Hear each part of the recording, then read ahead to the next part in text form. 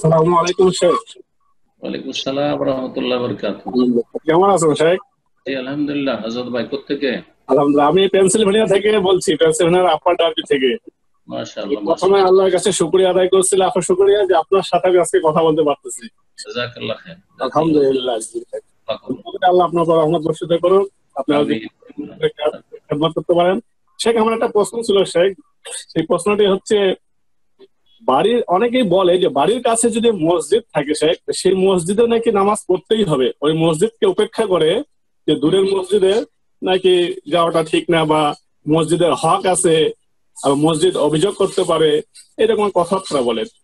তা আমরা শেখ, আমার বাড়ির পাশে মসজিদ আছে, বিশাল মসজিদ, কিন্তু সেই মসজিদ কোরআন এবং হাদিস অনুযায়ী, সহিহ আকীদা অনুযায়ী মসজিদটা পরিচালিত হয় না, এবং তাবলীগ জামাত সেই মসজিদটা পরিচালিত করে। এখন কথা হচ্ছে শেখ, আমরা একটা আফ্রিকান মসজিদে যাই, জুম্মার নামাজ কয়েকজন ভাই মিলে সেখানেই পড়ি, এবং ওইখানে আমরা কমফোর্ট ফিল করি শেখ। তো এই বিষয়ে যদি কোরআন এবং হাদিস থেকে যদি কোনো কিছু বলতেন। আসসালামু আলাইকুম।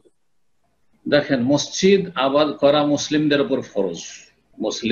মুসলিমদের উপর ফরজ হচ্ছে ইন্নামা ইয়ামুরু মাসাজিদাল্লাহি মান আমানা বিল্লাহি ওয়াল ইয়াউমিল আখির। মসজিদ আবাদ করবে ওইসব লোকেরা যারা আল্লাহর প্রতি ঈমান রাখে, পরকালে ঈমান বিশ্বাস রাখে। মসজিদ যদি আপনি দু চারজন না গেলেও আবাদ হয়ে যাবে, অনাবাদ হবে না, আজান হচ্ছে না, ইকামত হচ্ছে না, জামাত হচ্ছে না, এরকম নয়, হয়ে যাবে, আমরা না গেলেও হয়ে যাবে দু চারজন, তাহলে কোনো অসুবিধা নেই। আপনি প্রয়োজনে কাছের মসজিদ ছেড়ে দূরের মসজিদে যেতে পারেন। আর যদি দেখা যায় যে না, কাছের মসজিদে অনাবাদ হবে, যদি আমি চলে যাই তো এখানে আজানি হবে না, আমি না থাকি তো জামাতি হবে না, তাহলে আমি বা আমার যারা সাথে দু চারজন রয়েছে তারাকে নিয়ে জামাত করতে হবে, কারণ এটা কাছের মসজিদ। প্রথম কথা, যে মসজিদে আপনি যাচ্ছেন না, কাছের মসজিদ হওয়া সত্ত্বেও, সেই মসজিদের ইমাম হচ্ছে বেদাতপন্থী। বেদাতি দুই রকম, বড় বেদাতি যারা কবর মাজার পূজা করে, আর ছোট বেদাতি তার চাইতে যারা কবর মাজার পূজা সরাসরি করে না, কিন্তু তাদের মধ্যে বেশ কিছু শিরকি আকীদা আর বেদাতি আকীদাতে ভরপুর রয়েছে, যেমন যাদের কথা বললেন।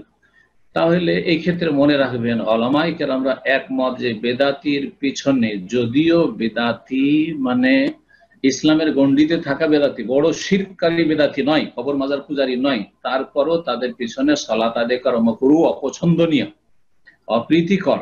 সুতরাং আপনি এই মাকরুহ, অপ্রীতিকর, অপছন্দনীয় কাজ থেকে বাঁচার জন্য সহিহ আকীদার ইমাম সেখানে রয়েছেন, আর সেখানে সহিহ সুন্নত মোতাবেক সালাত আদায় করতে পারবো, সেখানে আমাদের চোখের সামনে বিদআত হবে না সম্মিলিত মোনাজাতের, আর সেখানে আপনার সুন্নত মোতাবেক সালাত আদায় করতে কেউ বাধা দিবেন না, কেউ ক্রিটিসাইজ করবে না, আমিন জোরে বললে গায়ের জ্বালা হবে না, রবেদান করলে তাদের গায়ের জ্বালা হবে না, কাঁধে কাঁধ পায়ে পা মিলালেও গায়ের জ্বালা হবে না, সেই জন্য যাচ্ছি। তাহলে তো আপনি বেশি সওয়াবের জন্য যাচ্ছেন, বেশি সওয়াবের জন্য যাচ্ছেন, আর ঝগড়া বিবাদ থেকে বাঁচার জন্য যাচ্ছেন।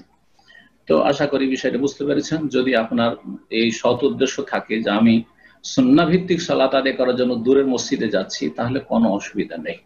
আর যদি দেখা যায় যে দুটোই সুন্নাহ ভিত্তিক মসজিদ, তাহলে কাছের মসজিদে সালাত আদায় করা উচিত। যেটা আপনার বাসার কাছে, মাঝে মধ্যে কাজবশত যেতে পারেন, যেখানে যখন প্রয়োজন তখনই সালাত আদায় করে নেবেন, কিন্তু কাছের মসজিদ সেটা বেশি হক রাখে যে সেটাকে আবাদ করবেন। তবে যেখানে দেখবেন যে মুসল্লির সংখ্যা অনেক রয়েছে, তখন আর কোনো অসুবিধা নেই, যে কোনো জায়গায় আল্লাহর মসজিদে যেখানে সালাতের সময় হবে, যেখানে সুবিধা হবে সালাত আদায় করবেন, কোনো অসুবিধা নেই ইনশাআল্লাহ। জি।